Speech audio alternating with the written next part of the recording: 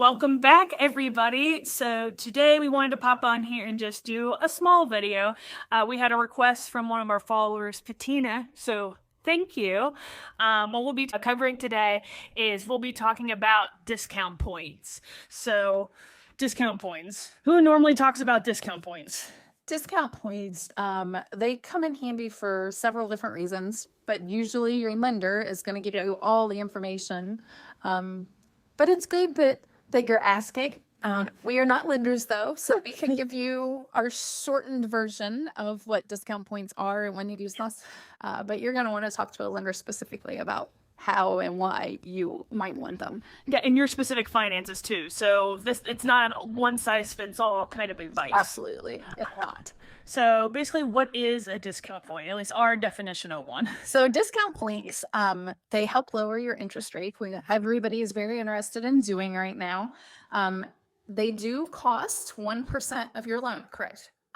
So there are different ways to do it. If you have extra cash over and above what you need to close, you're definitely going to want to think about it at least. Yeah, and it might not necessarily have to be you that pays for it. Everything in a contract is negotiable. So one of those things could be maybe a seller's willing to help pay for some of those discount points as well.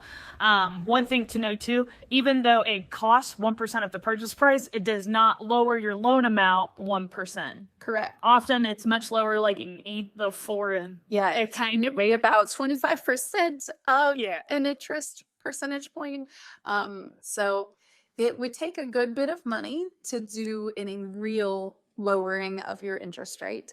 But if you're getting the concessions like she was talking about, you might save more money by using that as a discount point versus paying it down or paying closing costs or helping it with your prepays. If you're using that, any amount of money any amount that you lower your interest rate, it's going to take that payment down significantly more than putting more down payment down. Especially if you're going to be in a house for any significant period of time. If it's something where you feel like this is something that's temporary, you're not going to be there very long. Okay, Mia, that's not the right word. Not yet.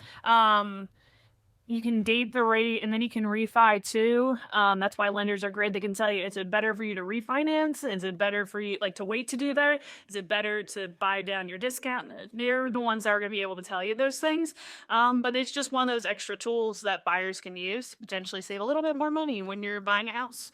I do have a great story that just happened this last week. We were able to get a good amount of concessions from the seller for my first time home buyer.